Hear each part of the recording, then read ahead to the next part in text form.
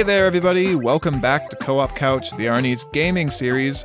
I'm Austin Terry, and I'm joined by my player two, Matt Johnson. Matt, how are you? And are you ready to talk about some games? I'm doing all right. Been a bit of a crazy, hectic week with everything going on, but I'm sure everybody out there can relate on some level.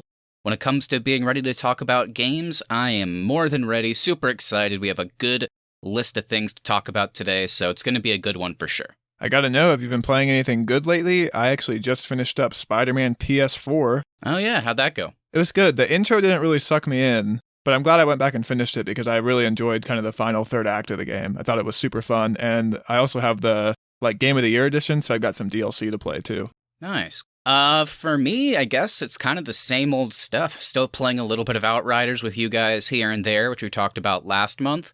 Warzone is the gift that keeps on giving still. And then, I guess I won't spoil it unless you're ready, Austin, but the other thing that's been taking up all my time is our main game of discussion today. Yeah, on today's show, we will be discussing the release of the Mass Effect Legendary Edition. But before we get to that, Matt, should we do some news for the month of May 2021? I think we should. How about you kick us off? Okay, so this one kind of grabbed my attention. Our first big story of the month is the Washington Post recently released an investigation and revealed major issues when it comes to crediting in the gaming industry. So for a lot of employees, especially employees just starting out, crediting is really important to kind of build your resume and validate your experience that you have working on major titles. And additionally, for a lot of employees, contract work is kind of the norm. So this article kind of detailed the fact that many people, regardless of their work status, either contract or full-time, often do not receive full credit for working on a game. There are currently no industry standards that pertain to crediting, unlike the film industry, where best practices are negotiated by unions. Okay, interesting. I had no idea about that. That's pretty shitty for people just starting out, like you said, trying to just build up their resume and work in the industry that they want to. What was the thing that sparked this being released? I know you said it was a Washington Post article, but was there one big thing that happened that caused this to be more common knowledge? I don't think there was one big thing. It was more of just through conversations with people currently working in the industry. And the news actually kind of gets worse because companies will often use crediting maliciously and hold the threat of being credited over employees to prevent them from leaving kind of in the middle of a project. The Post specifically called out Rockstar for this practice and noted as an industry leader, they kind of set the standards for other studios. So Rockstar has stated that they do this to ensure they keep a cohesive team throughout the development process. However, former and current employees have stated that this expectation was never formally communicated to the team. So essentially, if you spend years working on a project but leave before it's completed, Rockstar will not give you full credit for working on the game. Oh, man. I hate that. That really sucks. I feel like you at least got to communicate it, but I understand them wanting to have a cohesive team, but at the same time, these are projects that take over 5 years of active development sometimes. So yeah, that's really a shame. I don't like that at all. Yeah, it's crazy. And to your point, I can fully understand wanting to keep a team together through the development process, but I think you just need to clearly state that expectation and make sure your employees know, hey, if you leave, you're not going to receive credit, especially since there's not a standard right now. And the employees interviewed for this article stated they weren't aware that if they left, they wouldn't receive credit. And they were surprised, for example, when GTA 5 came out, that they did not find themselves credited in the credits. I don't like that.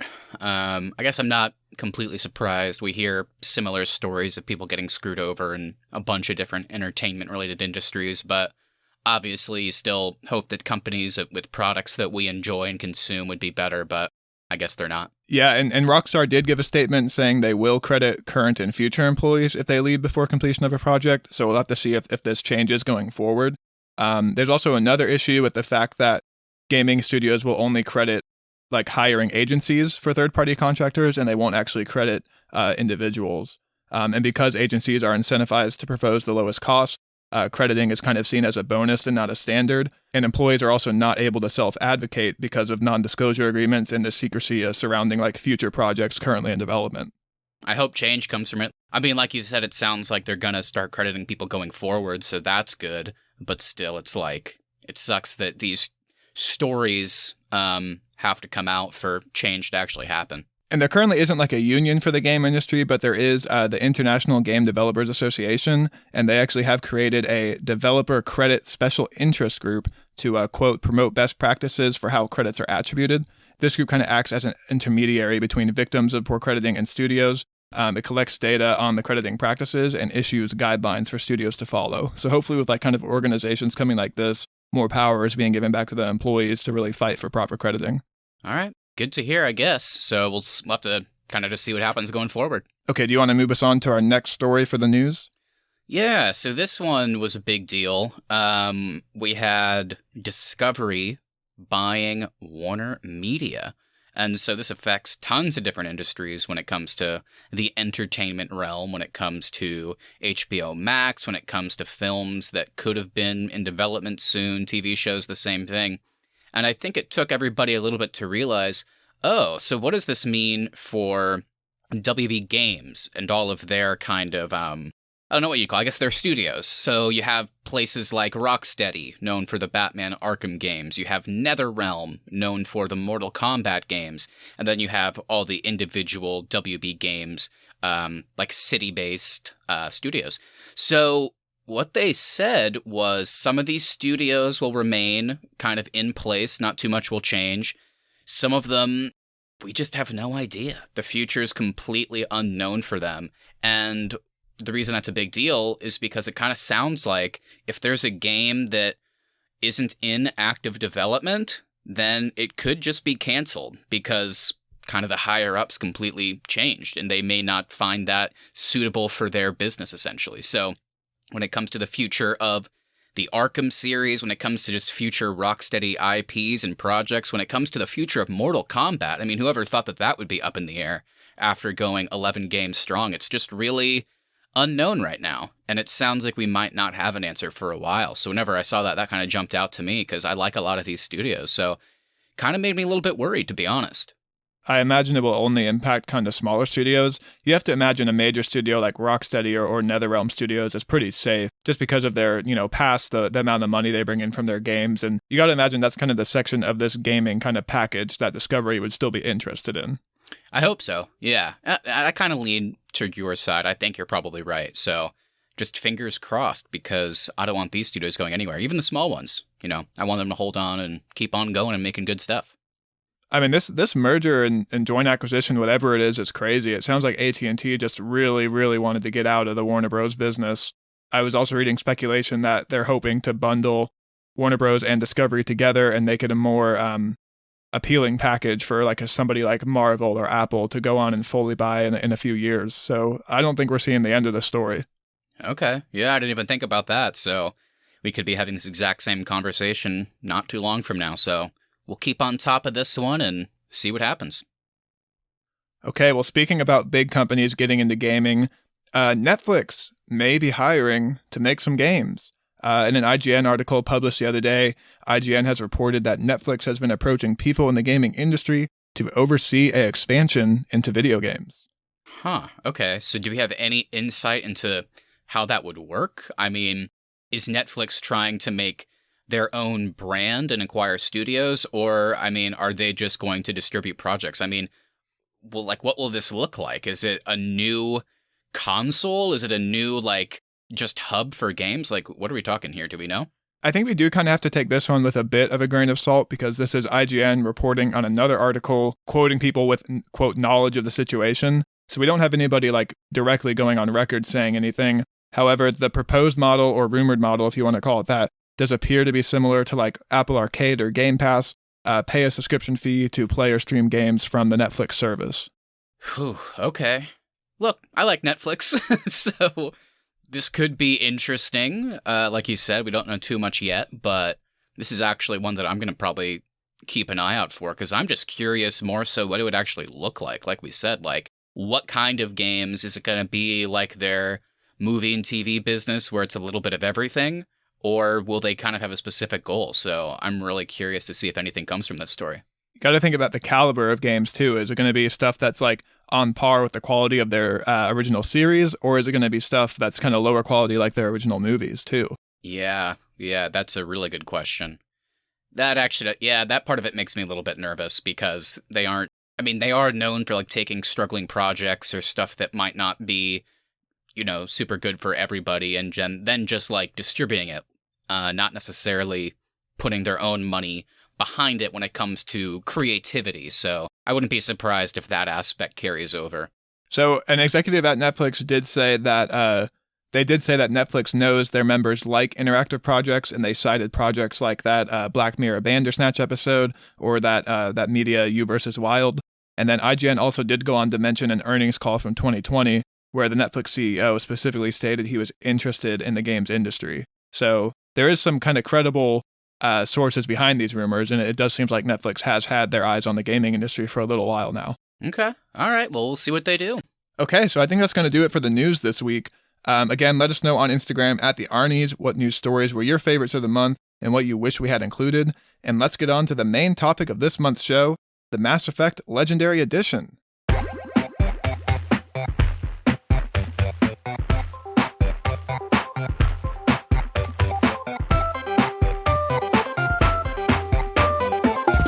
Okay, Matt, it's time to board the Normandy once again, this time in 4K Ultra HD and every piece of DLC content included. Why don't you give me kind of your general first impressions of the Legendary Edition? How are you feeling right now? I'm feeling pretty good. I think the best thing I can say is it just feels as good as ever to be back in this world. Mass Effect is maybe my favorite trilogy of anything of all time, like across any media. So to have any excuse to go back to it is certainly one that I will take without hesitation. So I've been having a really fun time. So far, I've completed Mass Effect 1, and right now in Mass Effect 2, I have the opportunity to finish the game, if you know what I mean, without, I guess, getting into spoilers yet, just keeping things general. And I'm just kind of cleaning up some DLC and just some side missions. I'm pretty close to being done, so I'm not too far off from venturing into Mass Effect 3 once again. But yeah, overall, definitely enjoying it. For me, it's worth the price. I know there was some questions of should this be full price, but it is 3 huge games, so for me it feels worth it. What are you thinking? Where are you at? I'm still super impressed by just the Mass Effect story, the gameplay, everything about it. I still love everything about Mass Effect. I think I am a little bit underwhelmed by the remaster itself.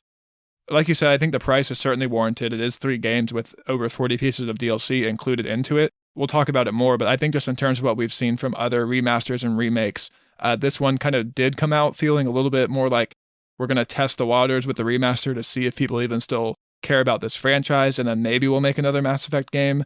So I'm still enjoying it. I'm still having tons of fun with the gameplay. It's just kind of been hard for me to separate, like, okay, this is still a little bit underwhelming, and just in terms of a remaster. Yeah, I mean, I can totally understand that, and I get that.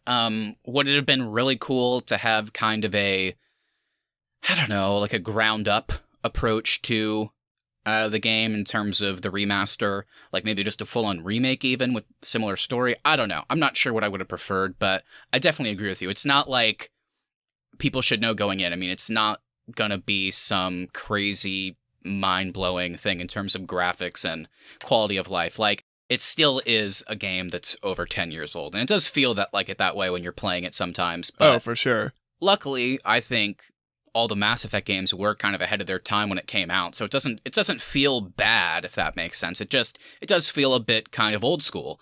But yeah, I agree with you. The graphics are certainly not blowing me away. I'm just enjoying being back in that world. But would have been cool to get a bit more. I will say though, if you are somebody who has never played a Mass Effect game before, this is certainly the way to experience the trilogy. I think anybody that has never played this game and who has thought about, like, do I want to go back to a game that's so old? I think this is a great way to go ahead and jump in and really experience it for the first time. Yep, 100%. I mean, no excuse not to experience this now. I feel like if you're someone that hasn't played it before, despite what I just said about it feeling old school, I just still think that the story and the characters and the choices and their impacts and just how everything flows together within each game and how it carries over into the following game is still just so awesome.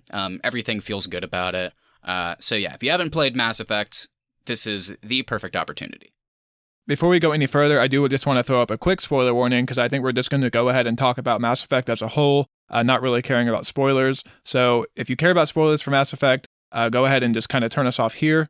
Check out the franchise and then come on back to hear our thoughts. And with that, Matt, let's get into it. So As we touched on, this is certainly a remaster and definitely not a remake. Mass Effect 1 does receive the majority of the work with updated graphics and improved HUD, shooting enhancements, and changes to the infamous Mako. Mass Effect 1 is the oldest and most outdated of the trilogy. How did these changes feel for you while you were playing?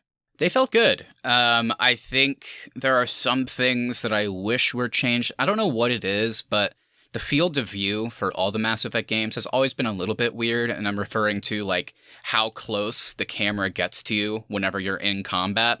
You get used to it, obviously, but in Mass Effect 1, it just feels not as crisp or as smooth as Mass Effect 2 and 3. Like, you and I have talked about, whenever you jump into Mass Effect 2 for the first time, it is jarring in a good way, like how much better it feels and plays. So part of me wished that as part of the Mass Effect 1 remaster that they would have kind of adapted, if that makes sense, that older game to feel a bit more like Mass Effect 2 and 3. That being said, on this playthrough, I enjoyed it more than I ever have.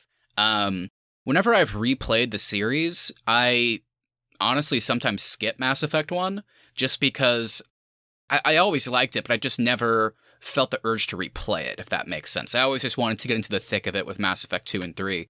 But this time, obviously, I had no excuse. And I was pretty blown away, honestly. I mean, like we've already talked about, for an old game, it just feels so ahead of its time. I love the story. I love how the characters first meet up, how they interact. Changes still shock me with like how they can really cause ripple effects across the game. And I definitely did more side quests this time than I ever had in the past. So it was fun to actually land on planets. The Mako is still pretty bad in terms of how it handles, but it's definitely better. So yeah, I had a blast. Like, what were your kind of general impressions of the original game's remake? I'm kind of with you on your like kind of thoughts looking back at Mass Effect 1. For me, every time I've gone back to replay the trilogy, I have always started with Mass Effect 1. I've never skipped it, but it has always kind of felt like the chore. It's like I got to get through this to get through Mass Effect 2. And I do think with all of these changes, it is way more enjoyable. It's way more fun. The fact that in the original Mass Effect 1, you couldn't like, your class was restricted by what guns you can use. I'm so glad they took that restriction out because I always felt like I could only play as a soldier and I never got to use any of the biotic abilities because there was no way you're going to make it through the original Mass Effect 1 with like just a pistol. So I'm really glad the shooting enhancements got improved. I was actually really surprised at how sucked in I got to Mass Effect 1 this time. I was still kind of going into it as like, I got to get through it. I really want to get to 2. But all the like quality of life improvements they made really made it a more palatable experience. To your point, though, once I got to Mass Effect 2, I couldn't help but think, man, what could it have been like if they had actually built Mass Effect 1 up from the ground up, made it run just like Mass Effect 2, really improved some of like the planet exploring, the way the biotic powers even play. I think they really kind of had an opportunity to do something really special with Mass Effect 1, and it kind of seemed like they took the easy way out. Yeah, I mean, it's definitely the easy way out. There's no doubt about that. I obviously also wish that we could have got that kind of the ground up. But at the same time, with like behind the scenes stuff, it sounds like they didn't really have much of a choice. From what I remember, It sounds like they were kind of basically just told to do these simple touch-ups and release it. And I think your theory is spot on. I think part of doing this is to kind of gauge Mass Effect's appeal still and its interest and new players jumping in. I mean, they've already announced Mass Effect 4. I guess we can basically call it that, like the continuation of this story.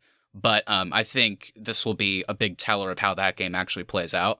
At the same time, just to be, I guess, a little bit positive still, first of all, I agree with you. I think there are things that if they couldn't do a ground-up remake, there are still some things they should have done. I mean, yes, I understand you made changes to the Mako, but the side quests are cool the first few times you do it, but then when you're still just landing on planets, these pretty similar landscapes, just driving to different points on the map, it does get old quick. Like, I certainly am putting more time into Mass Effect 2's side quest, if that makes sense. I'm glad you brought this up, because I wanted to talk about specifically the Mass Effect 1 side quests with you. Every side quest has you going to the same building layout and finding the same dead body. You do not find a single living person in any side quest in Mass Effect 1. It's always, hey, I'm not sure if they're alive, and as soon as they say that, you just in your head go, oh, they're dead. They're dead for sure. This is more just like Mass Effect corpse retriever. Like, that's all we're doing in the side quest in Mass Effect 1. Yeah, it makes us feel really bad at our job. But, yeah, so I did a lot of the side quests, but I didn't spend too much time on it before wrapping the game up, just because they still don't feel great in the grand scheme of the game. I'm pretty sure I did every side quest in Mass Effect 1 except for like the collectible stuff. And this was also my quickest playthrough ever of Mass Effect 1. So I'm not sure if that's because like you're able to skip like elevator rides and you can kind of skip through dialogue a little easier this time around. But I'm pretty sure I did everything for that like impacts the story. And my playthrough clocked in at like just around 20 hours, which is certainly my shortest playthrough I've ever had of a Mass Effect game. Oh, okay. Well, maybe I don't think I did them all, but I must have gotten close then, because that's around where I was. So, I don't know. Maybe if I went back, I would kind of feel differently. Who knows? I did all the big ones for sure. So you touched on it briefly, but they did also change the way the Mako handles. For me, this was the best experience I've had with the Mako in Mass Effect. I actually, by the end of the game, I was kind of enjoying driving it around. I was having fun with the little jump jets and the boost. Mm-hmm. I know you haven't played Andromeda, but it did really make me appreciate the vehicle in Andromeda, because the vehicle in Andromeda is so much fun to drive. Yeah, I mean, I agree. It's not great, but it's still far better than it used to be, which it was a pain in the original. So yeah, I definitely appreciated that. So I thought we could bring up maybe just some general quality of life improvements. We've already mentioned some of them, but what did we think of like the better load times, the better frame rate, how the game just runs smoother? Character models is also a big one. They did upgrade those for sure. And considering how commonplace remakes and remasters are now, is this worth the price, particularly for new players, do you think? For new players, 100% it's worth the price. You get all three games. All three games are, for your first time through, they're probably 40 to 50 hours, plus all the DLC for every game. So yeah, I think for new players, it's definitely worth the price. As for the quality of life improvements, I think they have the biggest impact on Mass Effect 1. It was really cool to see the attention to detail that they paid to these characters. I think the characters in Mass Effect 1 look fantastic. And it was really fun to go back and see them in their origins looking really great. Everything runs faster. The load time improvement is incredible, especially if you're playing on a PS5 or a Series X. It really makes the whole experience more, I know BioWare would use the word cinematic, but it really does kind of make that experience more cinematic and more enjoyable to get through the story. Yeah, I mean, it is significant. Things just happen quicker, which is appreciated, because that's one of the general complaints about the original Mass Effect, is that it was kind of a slow, clunky experience, especially compared to the other games. And they would stick you in an elevator to load the game. That's right, yeah, that was the big one. And sometimes you got some decent conversations out of it between characters, but it was pretty egregious how long you were stuck in there. And now, if you want, they left it in, so you still can enjoy the conversations, and then once you get tired of it, you can just skip it, so pretty easy. And I gotta say I did, because I was scared I wasn't going to trigger a side quest if I skipped it. So I was still nervous. I didn't want to skip any elevator rides, so I still spent a good amount of time in an elevator, even in Legendary Edition. Nice. Can't pass it up. The one thing that I love the most about Mass Effect 1, you brought up how they changed the guns and the options you had. One thing, I can't imagine playing Mass Effect differently, but I always play as a Vanguard, so it's kind of the mixture of the soldier and the biotic. And the one thing I really missed once I got to Mass Effect 2 was I could kind of build up my character to have so many different powers. Whereas when I got to 2, I was like, I had warp, overload, barrier, like all these things. And then it's like, oh, I get here and I have throw and charge. And it's like, oh, that's all I really have. And then once you progress in the game, you can get some similar powers, but then you can only get one advanced power. So I did kind of like that if you allocated your points correctly in the original game, you really could get a lot of options when it came to powers and weapons and stuff. Well, and speaking of allocating points, they did change for one, and maybe it's all the way through actually, but they did change for leveling up. You can do classic mode or you can do legendary, which kind of makes it easier to get to full level on a single playthrough. So I'm curious, what did you pick, and did you notice any changes into like how quickly you leveled up? I know I picked legendary, because whenever I read it, it was like, you can get level 60 or level 30. And I was like, I'll just try the legendary and see why they put this mode in the first place. And because I hadn't played Mass Effect 1 in such a long time, I guess I didn't really notice if I was leveling up fast. But I will say, in Mass Effect 2, when I started that out, it felt much slower. So maybe in a weird way, I did kind of enjoy that aspect of the original. And I didn't get full level, but I did get somewhere in the 20s, like maybe mid-20s, so I definitely got close. I chose legendary as well, and I was actually really surprised at how quickly I was able to fill up my charm box, like early on for all those dialogue options. Mm-hmm. By the time I got to the Citadel, the only thing I upgraded was charm because I just knew how important dialogue is in these games. And I had so many like Paragon options that I just think if you play through it on the classic mode, you really have to do a ton of stuff before you can really have those options early on in the game. Yeah, that's true. So maybe that is a benefit to playing it the way they meant. Because I do remember first playing through like 10 years ago, basically. I kind of liked that I would be in these really tricky situations and I had grayed out options. It was like, oh, okay. So I guess I need to upgrade the Charm or Intimidate or whatever.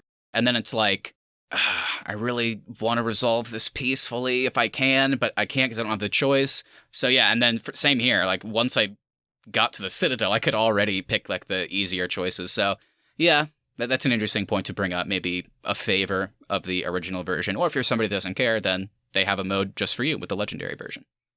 So something else I wanted to ask you too is, was it jarring that in 1 they opened up every class can use every gun, and then in 2, I know later on you can unlock additional guns, but in 2 you still have class-specific guns. So like I played as the Vanguard as well, and in 2 you only have a pistol and a submachine gun available to you to start the game. So do you think they should have just left that kind of opened, every class can use every gun, just left that open for the entire trilogy? Probably, because I don't really think there's a good in-game reason of why you can't. Yeah, maybe your class isn't as good with a sniper or something, but I still don't think there's really much of a reason to do that. And I agree with you. Playing as a Vanguard at the beginning of Mass Effect 2 was kind of difficult because it's like you have a heavy pistol, a pistol, and then, yeah, maybe a submachine gun depending on which guns you're picking. So it was like, this is just weird, having this like weird SMG pistol and then just a normal pistol. That's all I can use. And then luckily, as the game goes on, like at the point I'm at now, I have a shotgun, a submachine gun, a collector particle beam, like 2 different pistols, assault rifle. So it gets better. But yeah, it was, like you said, it was jarring coming off of the original game where that wasn't an issue at all. And in every cutscene, your character is using an assault rifle, even if you're not a soldier class. So it's like, why not just actually give me an assault rifle? I know. Damn. Weird. So you touched on it briefly, but I think for both of us, it's been a few years since we fully returned to the trilogy. I'm just curious on this playthrough, what was it like kind of coming back to it? Was there anything you had noticed or forgotten since your last playthrough? Yeah, I mean, like we said at the top, it still just feels really good. It still makes you feel like when you originally played it, which is really high praise for something like this, which is getting kind of old. So I had a great time. In terms of what I noticed, we kind of already talked a lot about it when it came to how the weapons, classes, points, all that stuff was structured. There were some story-related things and character-related things that I guess I forgot about, or maybe I never experienced at all, like especially in Mass Effect 2, so we'll get to that. But also themes and stuff like that when it came to the racism towards humans and how humans like Ashley feel towards aliens. And then over the course of the game, it's like these characters actually grow. And the way they kind of pair that with humans still being so new to the galactic world, essentially, to the Citadel, like only, I think, 20 years, basically, was really interesting and something that I had noticed before, but I did not remember it being so prevalent and so important to the actual story. So I would say that's probably the big thing so far.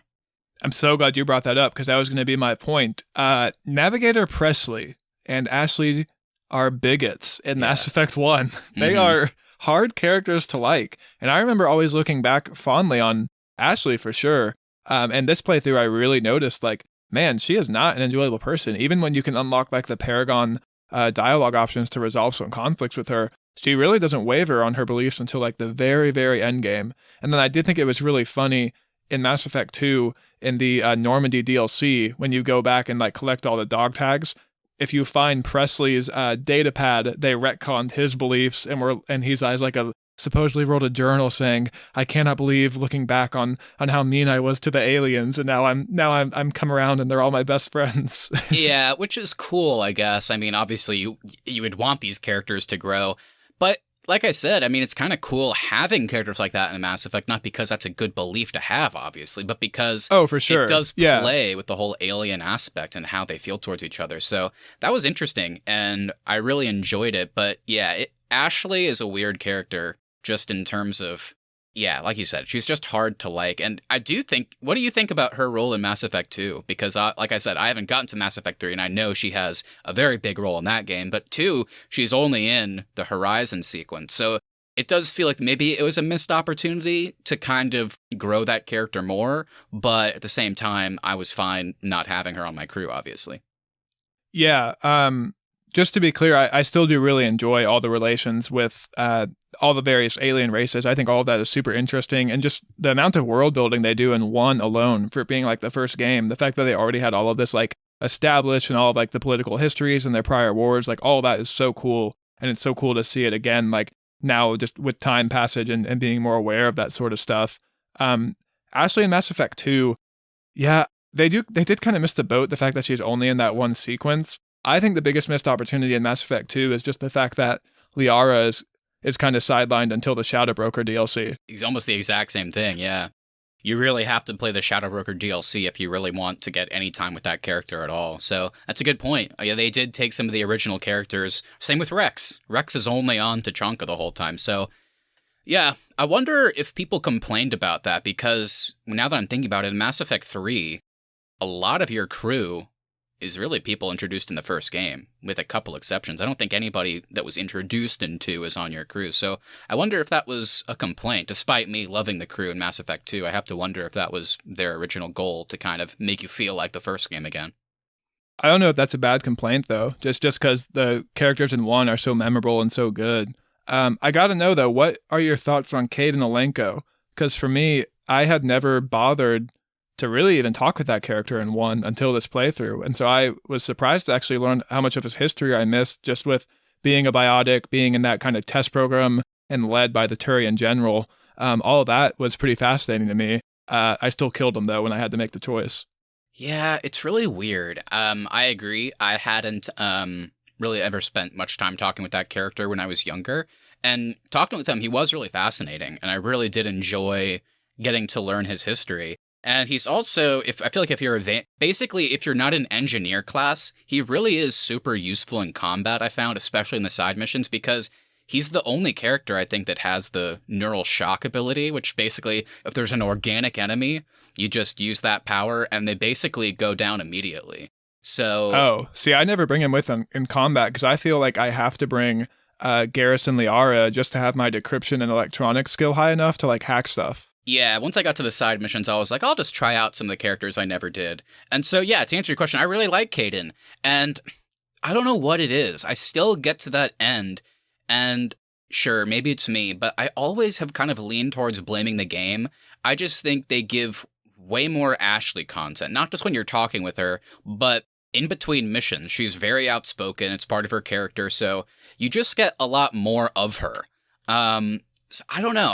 Anytime I get to that decision, and this time especially, I really thought about it. I was like, I want to kill Ashley because I don't like her as a person, but obviously I want to try and have a normal experience, so I'm not really thinking about it in those terms. And it feels like, for the purpose of the mission, he is the one that should die based on what they're doing. It's like, he can blow up a bomb without me going back to save him, so I guess it makes sense.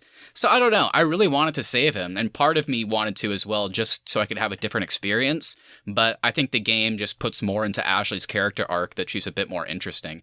I also had kind of forgotten how much, like in Mass Effect 2 and 3, Garrus is such a great character, but in Mass Effect 1, he's kind of a bad cop.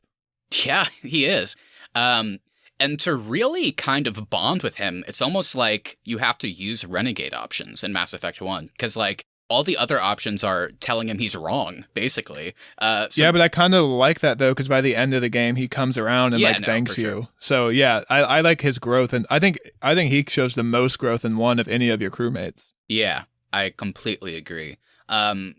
On the same token, I don't think he becomes a great character until the sequels, but it is still cool seeing everybody's origin, Tali, Liara, Rex, all these fun characters. So, I mean, the characters in Mass Effect are probably, I feel like, the most well-regarded thing, and that's still the case. But what about in 2? I mean, how do you feel about that? We talked about how they brought people back. I mean, are there any standouts for you? Based on, like we said already, the fact that 3 kind of removes a lot of them and kind of relegates them to side quests, do you think that the characters in 2 missed the mark? I'm going to answer your question, but I got to ask you one more thing about 1.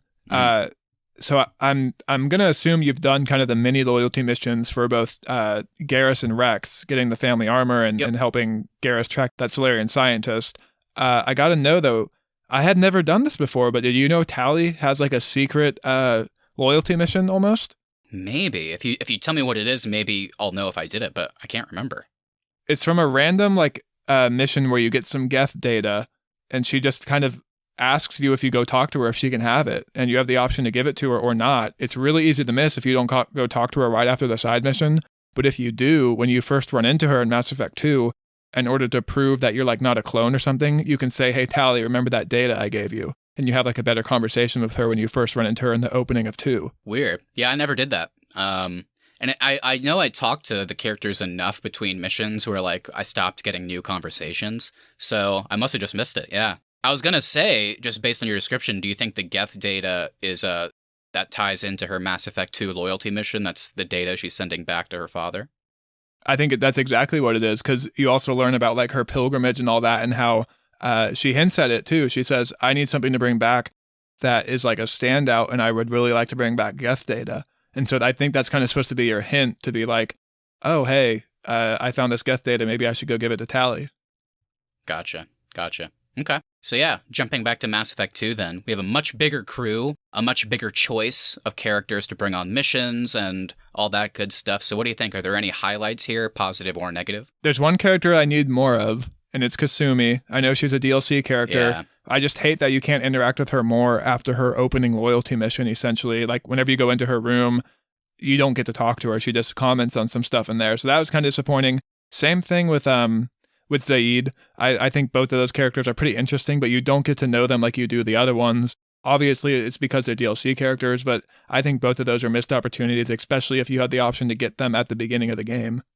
Yeah, that's a great point. Because of the whole DLC thing, whenever I first played the game, for whatever, I had the DLC code, but I guess I just maybe forgot to install it or something. So Zaid and Kasumi always came later for me. But yeah, this time having them since the beginning almost feels like a disservice, because then it's even weirder when you can't really talk to them for the entire rest of the game. Yeah. Yeah. So I think for me, all the original characters are still awesome. Still highlights for sure. Tally, Garrus, all that, they just get way better. But I think you know my answer. I think my favorite new character in Mass Effect 2 is Thane. Thane? Really? I thought you were going to say Jack. I do like Jack. Yeah, Jack was the character I always romanced in Mass Effect 2. I don't really know why. This time through, I think it's because must be those tattoos. But Mass Effect 3, when she grows the hair out, even better. But this time I haven't committed to somebody yet. I've literally flirted with everybody. So I'm the same. I've got Jack, Tally, and Miranda all lined up. Yeah, I'm at the point now where Tally, I told her I liked her too, but then she was like, oh, that's great. You want to go tell Miranda and make that clear to her? And I was like, Miranda's so hot though. So I don't know. I haven't made a choice yet. But yeah, Thane was the standout for me. I've always liked that character. I like these kind of weird, silent religious types that happen to also be assassins. And talking with him, I feel like I must never have like gone through all of his conversations on my initial playthrough. So just talking with everybody, finding out their backstories. He's so tragic. Yeah, and his loyalty mission is a highlight for sure. So yeah, for me, I think kind of same boat as you. I have found Samara just so fascinating on this playthrough. I think same for you with Thane. I don't think I've ever gotten through all of her dialogue options, but just learning more about the Justicar code, and just how she has had such a tragic history with her daughters, and how she tried to walk away from the code but then couldn't because of her daughters. Everything about her has been really interesting to me. And then Grunt, man, I had forgotten all about Grunt, but going to Tachanka with him, it was really, really fun this time around. Yeah. I mean, there's just so many highlights throughout these games. Mass Effect 2 certainly has a lot of them. The character moments, the fact that they have so many characters, but they each get these really great emotional moments is really cool. And seeing stuff in just your normal conversations pay off in like later missions or just in later conversations is really interesting. And I've always loved it. I have a question for you though. Do you think the Mass Effect franchise as a whole has a bit of a pacing issue? Because essentially what you have to do is you have to do a mission, and then you got to make the rounds, on your ship. You got to go do a mission, talk to everybody, do a mission, talk to everybody. And while I love all these characters and it's so fun to talk to them and learn all their backstories again, it does start to drag a little bit when it's like, all right, did a mission, got to make the rounds again. So I don't know how you get around it, but I was kind of noticing some pacing things just when you try to really get to know every crew member on your ship whenever I was playing through this time. Yeah, it does feel like you're staying on the ship too long in the game, because if you want to have the romance options or just feel like you're actually getting to know these characters, you really do have to talk to them. And in Mass Effect 2, like we said, there's so many characters that, yeah, it can be a lot of time spent on the ship. There are highlights to that, though, because like we said in Mass Effect 1, Navigator Presley and Joker, actually, which I didn't remember, they don't have additional conversations. Don't forget about Engineer Adams. Oh, that's right. So it is cool to stop by like the cockpit and talk to Joker, and he'll just comment like on the most recent mission, and then you get to see his and Edie's relationship actually kind of become a bit more platonic, and then talking to her. It's so much more funny than I remember, too. Yeah, for sure. Legion, also a standout. You know, whenever we're in Mass Effect 1, I love that the Geth is just the worst of the worst, basically. And then in Mass Effect 2, they were like, well, we'll just make one of them your crewmate. So it's pretty cool. And I also did the thing that you talked about in a previous episode, which I'd never done before, which is I took Legion on the Tally loyalty mission, and then vice versa. I took Tally on Legion's loyalty mission. And there was way more interesting conversations for sure. So that was a good call. I'm worried for you, though, now, because I think you have a countdown once you get Legion, though, of how many missions you can do before the suicide mission. So that was, you brought that up. And for me, that hasn't been an issue yet. I've just been cleaning up all the side quests. So there was a point after the Legion thing where like a couple missions later, the Collector attack happened. And I was like, oh, this must be what Austin's talking about. I haven't finished what I wanted to do yet. But since then, once the crew got taken, it doesn't make any sense. It's kind of like the pacing thing you talked about. I feel like I should go on the suicide mission now to rescue them, but I haven't, and it hasn't mattered yet, so. I think some people are going to die for you, though. I think once that Collector... Yeah, because I think once the Collector attack happens, I think that's when the countdown starts. I think you have like a certain amount of missions you can do before people start dying on your crew. Oh.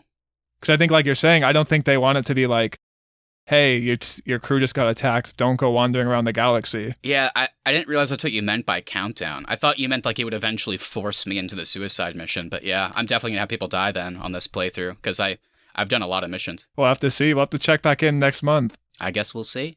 So, with Mass Effect 2, we've talked a lot about each of the games. Mass Effect 2, I think, of them all, is considered to be one of the best games of all time, not just within this franchise. And the series as a whole is obviously super well regarded. So, since we had the excuse to go back to the game, I just wanted to know specifically, do these games hold up? I know we've talked about it a little bit, but are they still like top tier, if that makes sense? Is Mass Effect 2 still one of the greatest games ever, or to you now, is it kind of just a really solid game? Mass Effect 2 is top tier in terms of story moments, voice acting, agency in the story, player choice. However, it is clunky in the actual gameplay and the shooting mechanics, I think. Yeah, that's a good point. It is also one of those weird things which happens with a lot of franchises, but I guess going back to your earlier point of something that I maybe forgot about, I still love Mass Effect 2. It's certainly still one of my favorite games of all time, but I forgot that it, in a weird way, it's not a standalone game, obviously, but it doesn't feel as urgent in the grand scheme of things. Like, after Mass Effect 1, honestly, is just such a brilliant setup. The fact that it takes an entire game to take down one Reaper, and then cut to Mass Effect 3, where it's like legions of them are coming, and like you're still kind of conquering it, as like just perfect kind of setup. Mass Effect 2, with the whole Collector thing, and it's like, oh, they're partners with the Reapers. It's like, oh, okay, that's cool. But then as the game goes on, it's never any progression with like the main story for Mass Effect 1. It's just like, we gotta go stop the ship in the Omega 4 relay. It's like, okay. So that was something I forgot about, because like, by the time you beat it, it doesn't really feel like you've advanced too much from the original. It's also weird, too, that you essentially have to convince everybody again that the Reapers are still a threat. Like, I think a 2-year jump was really smart, but at the same time, it does make Mass Effect 2 in the scheme of the trilogy, it does kind of make it feel like a side story. Yeah, 100%. Yeah, it's really annoying when you get back and it's like, oh yeah, the council just said it's not a thing. It's like, well, they were there in Mass Effect 1, so yeah. How are they saying that? So yeah, there are some weird things they do to kind of help you move along with the story, I guess.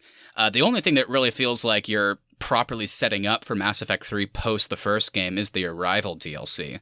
Did you get to that yet? I'm saving it for the end Yeah. because I had remembered like how it really sets up 3. So I kind of want to do, I'm doing Lair the Shadow Broker last and then Arrival. I think it's what I'm going to do. I will say, though, I had never played Overlord. I don't know if you've done that yet. Mm-hmm. This is my first time playing through Overlord, so it was fun to get a new story that I've never seen before in this trilogy.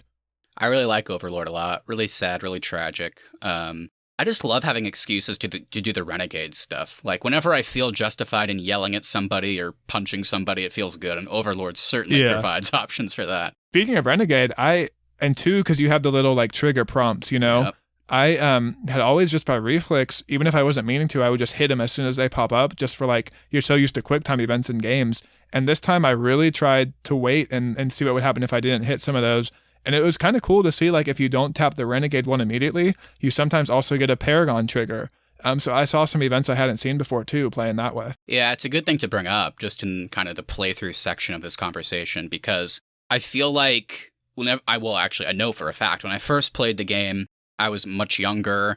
I didn't really have too much experience with games like this when it came to choice. So I just always picked the Paragon option. And people have talked about it in the past. Is it a little kind of dumb that always it's literally just the top right is Paragon and the bottom right is Renegade? Yeah. Like, it might be interesting, actually, to make it random so you're not always 100% sure and it makes you feel more real, perhaps.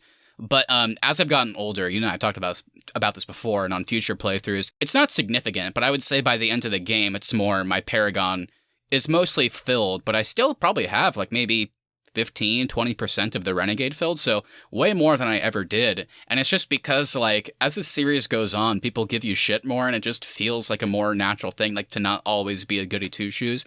And I love the inclusion of the triggers, like you said, kind of the impulse decisions. And I've probably honestly went more Renegade with those than not. Like, I probably still did the Paragon ones when they popped up, but whenever there was an option, like, I remember on the Thane loyalty mission, it's like this guy's just refusing to give information about this guy's son, and they know each other. So whenever that pops up, I hit it, and then Shepard just kicks him over, puts his foot on his neck, and is like, "You're going to tell me where the kid is." And it's like, oh, that was cool. I like that I did that.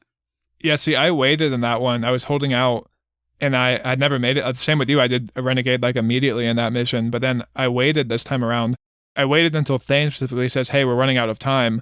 And then another Renegade pops up, and I did it then. And it felt more like a natural story, because then that's when my Shepard, who has been Paragon for the majority of the game, that's when he was like, okay, Thane needs me to like kind of really step this up a notch. And that's when I did all the Renegade stuff. So it was kind of cool to see that you have like that kind of option in that mission too. Also in the same one, whenever I'm interrogating the prisoner, Thane was good cop, I was bad cop, and both Renegade options I hit the guy to kind of put pressure on, to the point where I think I did it twice, and now the guy's like bleeding and stuff, where Thane pulled me aside and he was like, "Go easy on him, we don't want to lose that's it." so funny. Yeah, so then we go back, and then I started playing it a bit more Paragon and like trying to force the information out, and totally got it. So I think like I said, as I've gotten older, I do like having more of a mix. It just feels more natural. And I think the stories in Mass Effect 2 with people still like the Reapers aren't real and people giving you shit for being with Cerberus, which really isn't your choice, is I like having a more kind of Renegade character. It just feels a bit more natural, I feel like.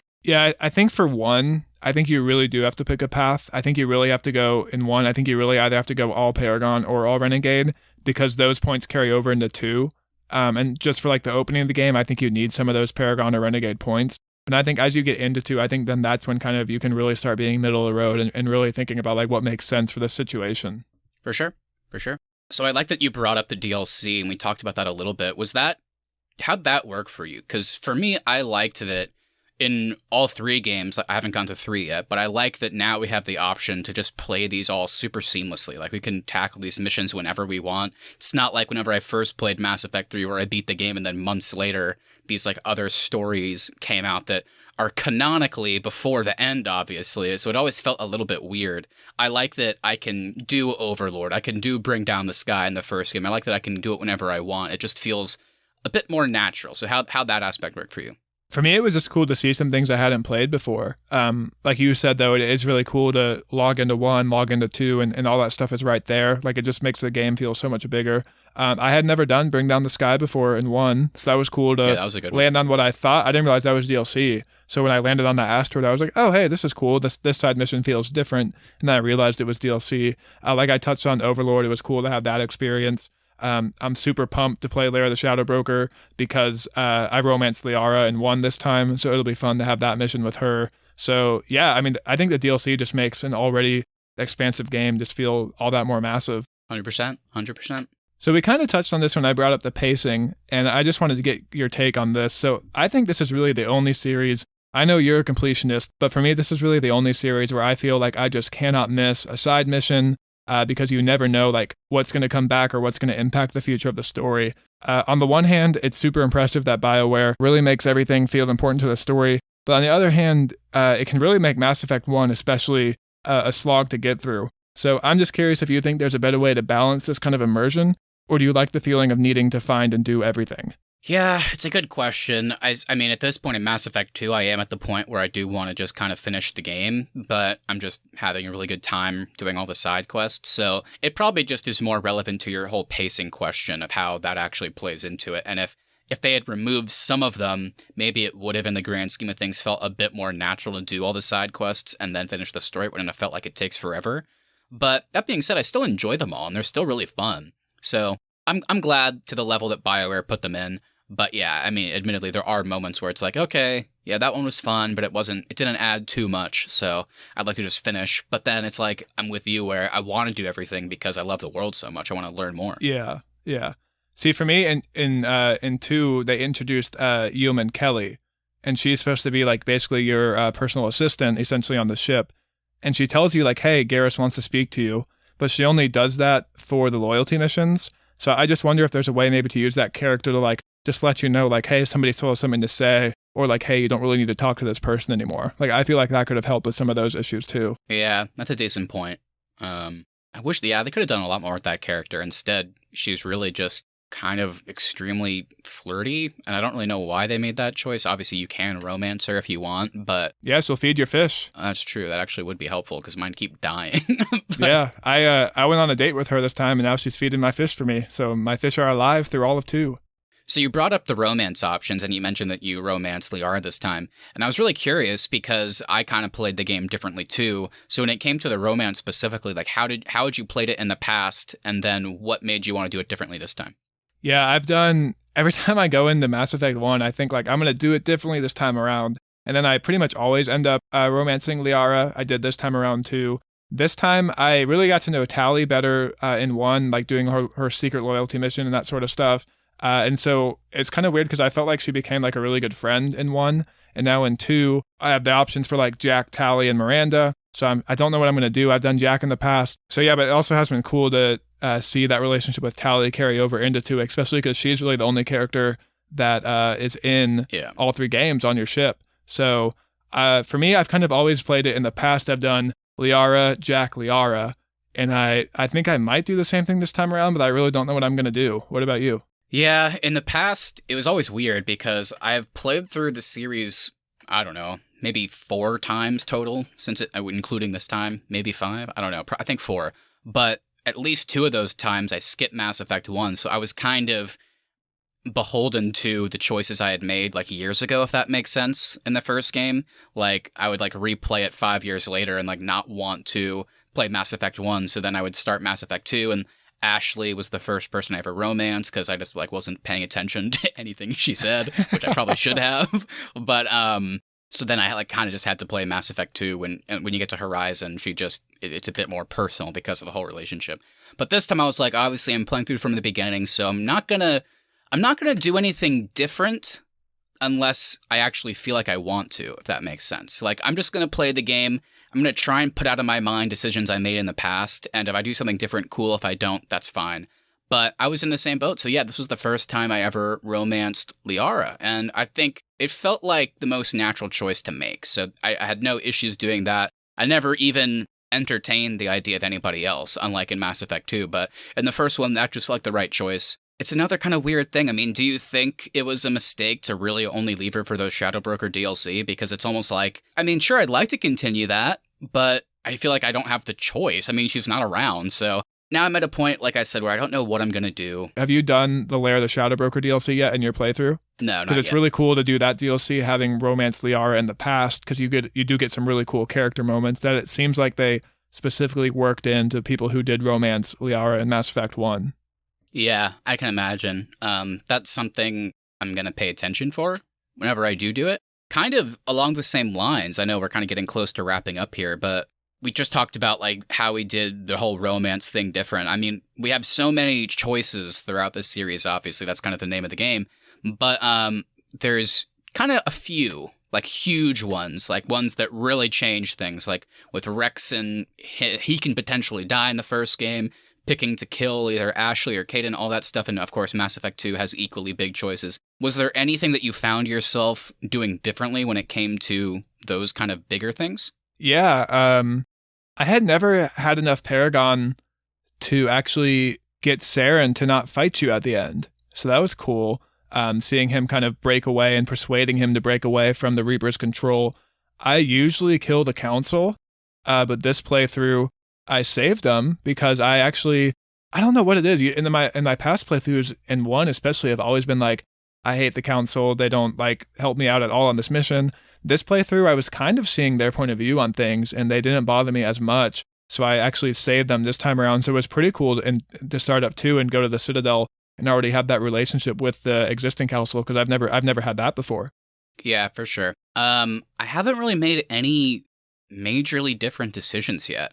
So I'm waiting to see once I get towards the end of the game, and then particularly in Mass Effect 3, which obviously also has huge choices. I'm wondering if just naturally I'll do something different, but so far it's feeling a bit familiar, which isn't a bad thing, obviously, but I haven't really had any of those moments, unfortunately. So I know neither one of us have gotten to 3 yet, but I'm just curious, because for me, this may be the most excited I've ever been to get to 3, because I can't really remember a lot of things about 3, and Mass Effect 1 and 2 are so familiar to me. Obviously, I know the ending is controversial, but I'm just curious, are you in the same boat as me? I cannot wait to get like to the war effort and that sort of stuff in 3. I'm like super excited for it this time around.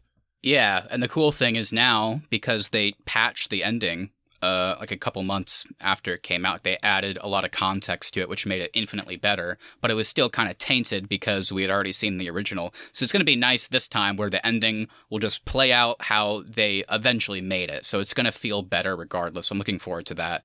I love Mass Effect 3. I always have. When I first played it and I got that original ending. Yeah, when I got the original ending, I was a little bit like, oh, that's what it led to.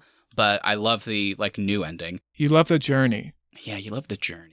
But there are just so many amazing moments throughout. I mean, my favorite probably throughout the series is still because they threw it on you out of nowhere. I never expected in the original playthrough, the suicide mission, how that kind of completely changes the way the game works in Mass Effect 2, where it's like, all right, we got to pick certain people for certain roles, and if you pick the wrong people, they will die. And it's like, yeah, oh, interesting. And how that plays out in Mass Effect 3. I think Mass Effect 3, though, honestly, maybe more consistently has better moments. Like, I'm really looking forward to the Mordin stuff on Tachanka in Mass Effect 3, which is Mordin super too, emotional. man. I had just forgotten how great of a character Mordin is. Yep. I've never had him sing for me before. Me neither. So that was cool to get that again. Yeah. And there's 2 DLCs in Mass Effect 3 that I think are just top-tier DLCs in gaming in general. One of them is the Leviathan DLC, which I don't want to spoil it in case people don't remember. I know we're talking about the series in general, but since you don't remember a lot, I don't want to ruin that. But all I'll say is that's the one that kind of goes into perhaps the origin of the Reapers, which was pretty fascinating. Yeah, that one's great. And then the other one, obviously, is still the Party DLC, the one that brought every character back from both games. You even got to have like Rex on your party again, which was like, this is crazy. And it had such a cheesy like 80s action movie story where there's a clone of Shepard. Like, what's he gonna do? But then they were basically like, who gives a shit about the story? The reason you're here is because you can have one last hurrah before going off on this crazy mission. You get drunk with all your friends, and that DLC is just top tier. I love it. I can't wait to get back to that too. I think the only way to play Mass Effect 3 is you got to do everything, even conclude the game, and then you leave the franchise on the note of the Citadel DLC. I think that's just the only way to do it. I think you got to end with that DLC and call it good there. Well, that's where they ended with it too. I mean, that was the last thing they put out, and that moment of like the person that you romanced coming up to you and like standing with you as you watch all of your squad mates go board the Normandy, and just something about Shepard saying like, all these people I've met and all the times I've had, they've been the best of the best. And it's just like, I like this series. I like it. So can't wait. Maybe one huge decision I might do differently is the ending. I've always destroyed the Reapers, which I always feel terrible about because it destroys the Geth too. And this time, I don't know, stuff like that might be too high of a cost, but I don't trust the elusive man I can't control. So maybe I'll do that middle ending where you can like synthesize. That might be something I think about. I was going to say, I've always done synthesize because I just felt like after everything you learned about Legion, you didn't want to control him, you didn't want to destroy him, so maybe there's a way to synthesize. So I've always gone that option, and I'll probably do that again this time around. I don't see myself going Renegade, that's for sure. Yeah. We'll see. We'll see what happens. I got to know, though, Matt, obviously, I've played Andromeda. With currently playing through the trilogy of Mass Effect, do you have any plans to go play Andromeda when you wrap this up? Yeah, I own it. I've had it for a long time. I'm definitely going to play it. I thought about playing it before this in the lead up, but I just didn't end up having the time. So kind of while waiting for the future of the series, I'm definitely going to try it out. I've heard people like you say great things. I know there's a lot of people that really like the game, and I've also heard like people that really hate it and just really bad things. So I really don't care either way. I am just really excited to play a different Mass Effect story. So whether or not I like it, we'll see, but I'm excited to try it out.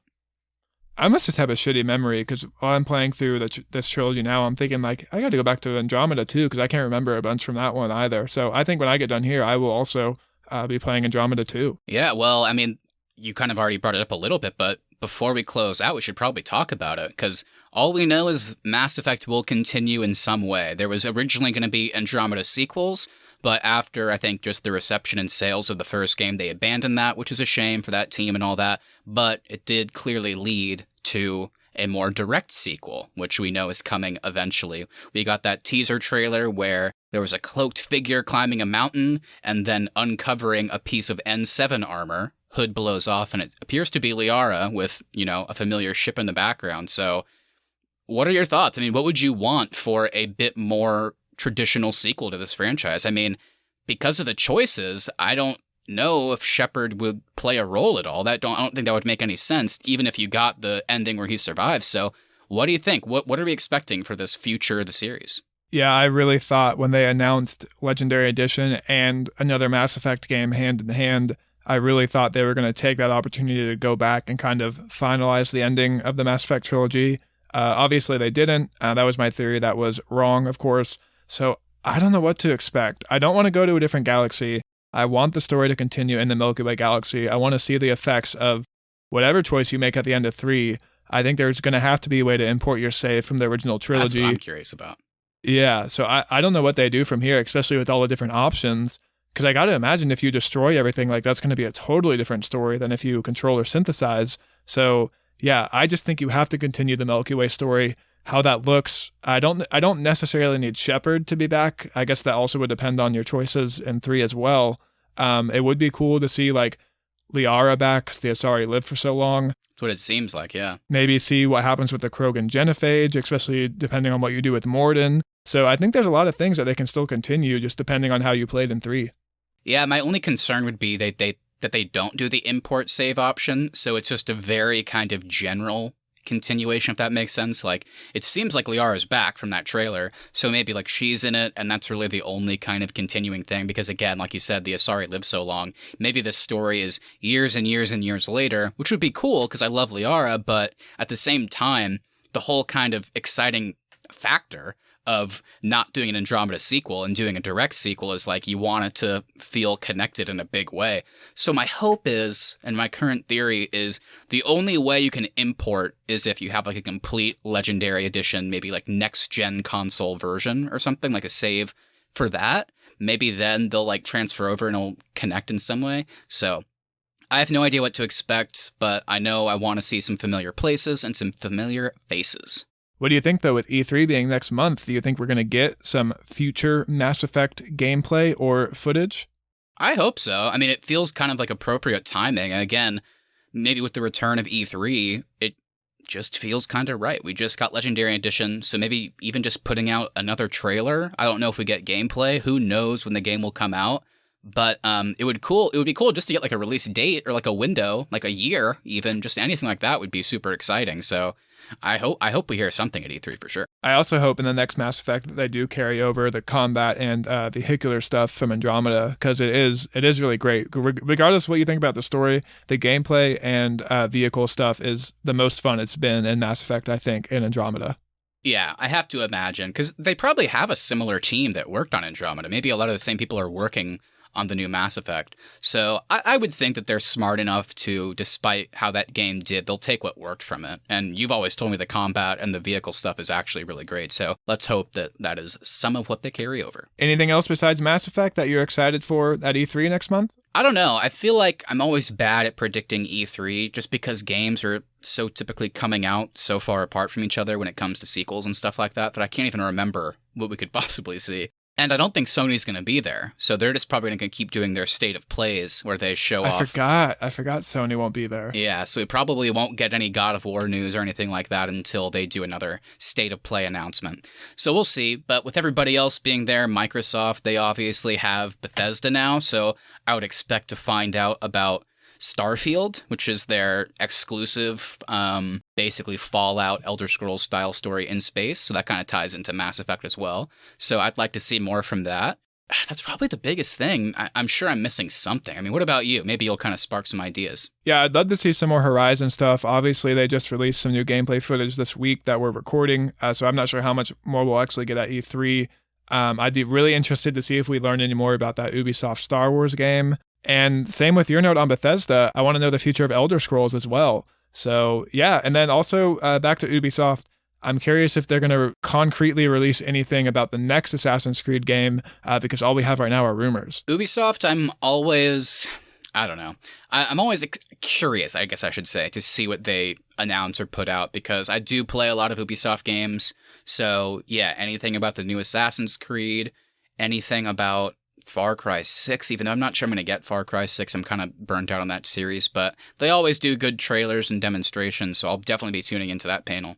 All right, and I guess that's a perfect little tease, Matt, because next month will be a full E3 episode. It's just going to be an entire episode of news, so be sure to check back in next month for Co-op Couch as we break down everything E3. And I think that is going to do it for us today. Thank you so much for listening.